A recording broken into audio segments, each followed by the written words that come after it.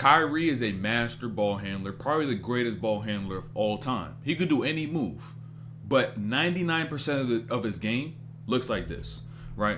He keeps most of the that he does simple because he doesn't waste dribbles, one, and two, he's strategic. So watch what he does when he gets it on his right wing. He's got Van Vliet. He's not looking at Van Vliet, by the way. Jabari Smith is the one he's watching. And now notice what he does as soon as he gets out the paint, right? Or as soon as he leaves that block. Gets there, gets to his float game right there and then. Because he can't finish at the rim with Jabari Smith there. He's smart. Now notice how he conserves all his dribbles going forward so that when he does use his dribble, he's really a threat. Kyrie would not be the ball handler that he is if he did not have the skill right here on this play, which is the ability to continuously dribble and find gaps while getting contact, right? And just notice this next possession, right? Notice this next angle, right? Notice all the hands, and they did not call this a foul. A lot of players get in this situation right there, and they automatically fold from all this contact, right? They fall, they get off balance, they get thrown offline. Kyrie could get through all that because he has functional strength. And if you want to gain that, you got to make sure you tap into the Patreon. Link in the chat and link in the description.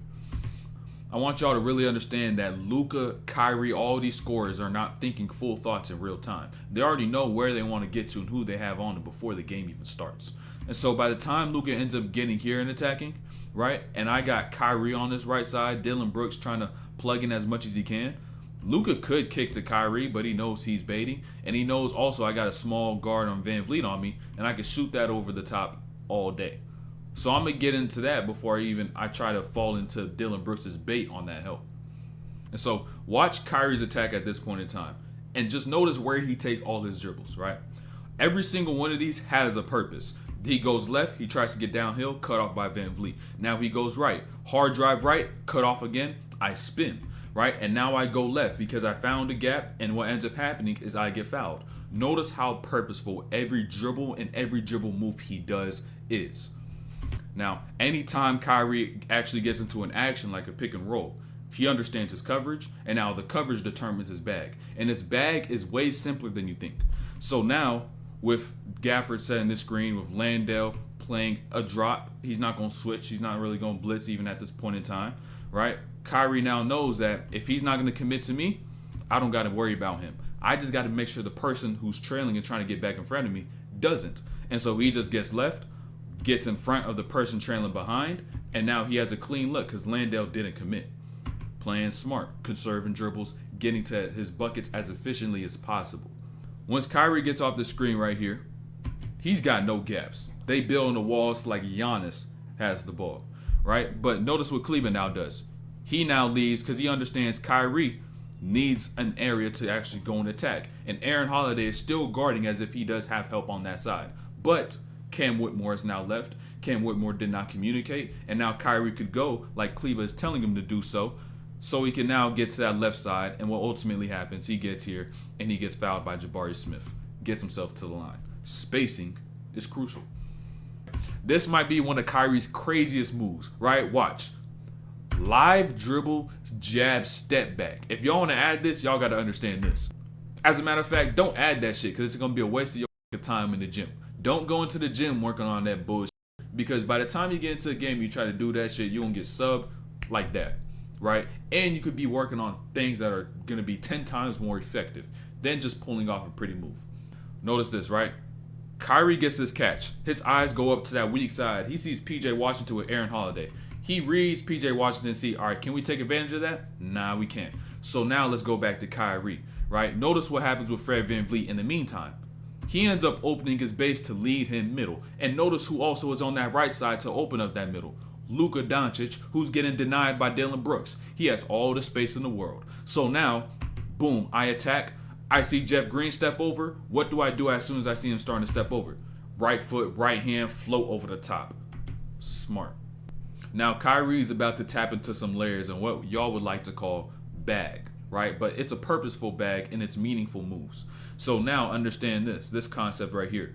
Luka's getting denied by Jeff Green, so now I don't have to worry about that first layer of help. I could just actually get into my attacks and worry about the player in front of me, and I don't have to worry about anybody else till I get down here. So now, Kyrie, he goes left. Van Vliet stays in front, change direction, right? Attack the top foot. Now I go right, attack the top foot, force him to open up. Jabari Smith plugged in on the help. Now I stop, I spin, I get out into space. Purposeful. He's just countering what the defense gives.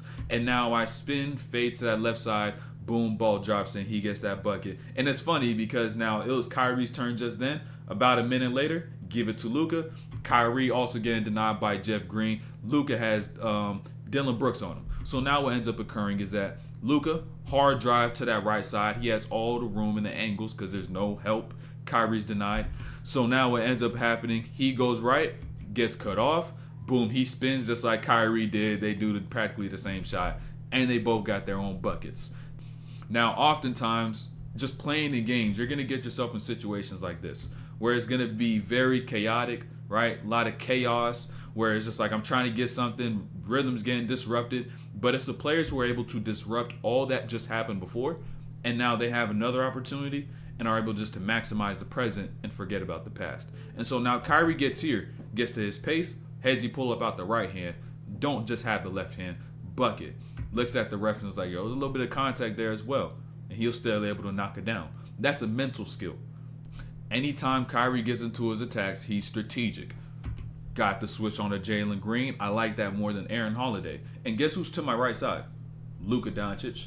And so now if I want to go and attack, Tim Hardaway Jr. can shoot, but I know damn well that Bullock is not going to help from this corner. So I could drive hard right, despite the fact that it is a strong side corner. I don't have too much room, but I could create that room and get into my bucket because on that side, I don't got to worry about Bullock leaving because he's guarding Luka. A lot of y'all will see this play by Kyrie in all the highlight reels and be like, damn, all them damn moves. He getting mixed, he getting busy. But understand the purpose of all the moves. He's got Dillon Brooks. He makes this first go move to that left. He stops, got beat to the spot. He goes right, attacks the top foot.